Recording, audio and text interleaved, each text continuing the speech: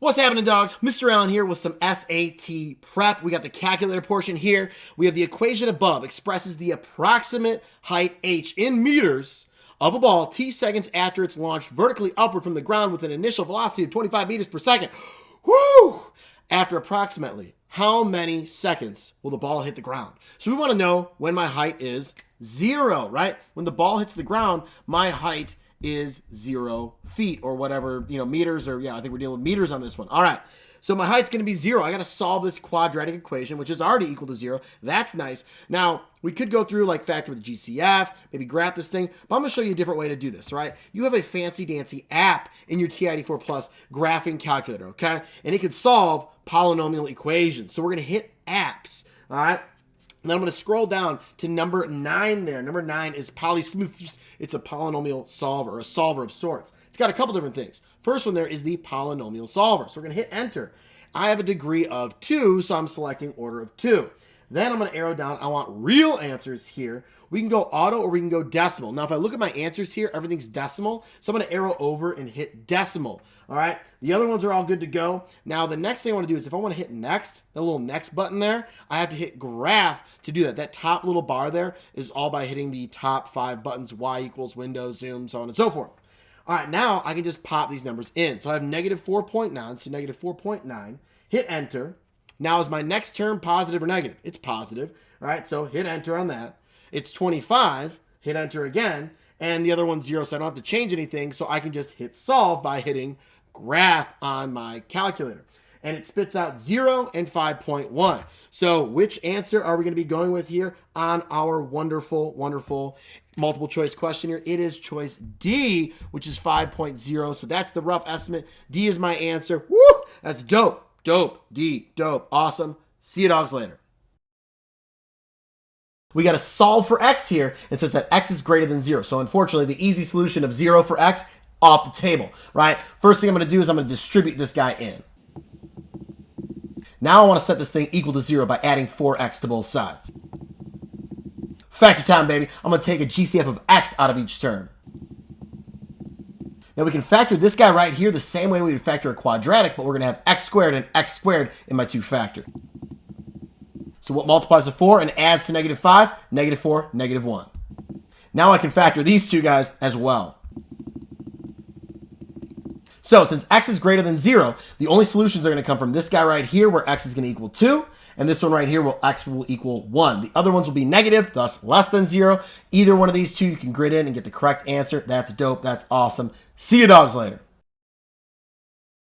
All right, the angles shown above are acute, and sine of A equals cosine of B. If A equals this and B equals that, we got to solve for K.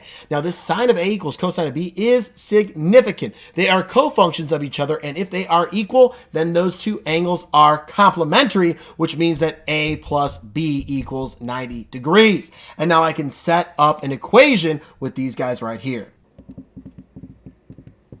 Let's combine some like terms and solve away. If I divide by 10 on both sides, I'm going to get K equals 12.5. My answer here is C. That's cool, man. I will see you guys later. 2 isosceles triangles going on here. We know that 180 minus Z is equal to 2Y, and I know that Y is 75. So I'm going to plug 75 in for Y right off the bat. And now I can solve for Z. So before I finish solving this, let's think about how we want to use it. I know Z is going to be 30, but what I really care about is what's left over for these two angles here. That'll help me solve for X. Well, these two angles are going to be congruent. It's an isosceles triangle. So 150 will be left over for those two. And if I take 150 divided by 2, that gives me 75 degrees for each of those two angles. And since X is right next to that bad boy on a straight line, those two are supplementary. 180 minus 75 gives me 105 for that X value right there. And I can grid that bad boy in and keep on rolling through that SAT. That's dope. We got which of the following is equivalent to this expression right here. Now, my first choice in this style problem would be factor and cancel. But we're not going to get a whole lot that simplifies here. So A and B are already out. And choice C and D don't really look the way you get from factoring and canceling. So, maybe there's a different way. I could take C and D and rewrite them with common denominators and then combine some like terms and see if I get the original problem, kind of reverse it, flip the script kind of thing. Or I'm going to go about this with polynomial long division, because in the event that all 4 choices looked like C and D, that's going to take a long time to progress through that. So let's set up some polynomial long division. So I'm going to take that 4x squared and divide it by 4x. That's going to give me just x. So x is up in that top section right there. X times 4x gives me 4x squared. And x times 2 gives me positive 2x. Then I'm going to draw my line, change the sign, subtract those. They're gone. This one's going to be 4x, and then I'm going to drop that 0.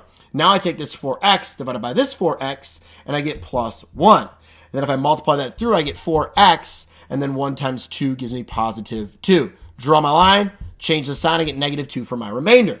So this means that my answer here is x plus 1 minus 2 divided by what I was dividing by, 4x plus 2. Now, do I have that as one of my answers? Absolutely do. It is choice D for this bad boy right here. Woo! That is super dope. Now, again, going backwards from C and D to see if you can get to the original answer wouldn't be too bad in this situation, but if you're working your way down, you got 4 answers that all look like C and D do, I think polynomial long division or synthetic division would work quite well. I chose polynomial long division for this one because what I was dividing by had that lead coefficient there, so a little bit easier to work with the polynomial long division. That's it. That's dope. See you dogs later. We got parallel lines and transversals all over the place. I love parallel lines and transversals. Here's why. It's one of the few times in geometry, if they look congruent, they are congruent. We're talking about the angles. And if they don't look congruent, then they are supplementary. So we got angle 1 here. It's 35 degrees. Does angle 1 look like it's congruent to angle 2? They are in fact supplementary, which means they add up to 180 degrees. If I subtract 35 from that, I get 145 degrees. Oh yeah, we got D as our answer. That's dope. That's awesome. And I will see you dogs later.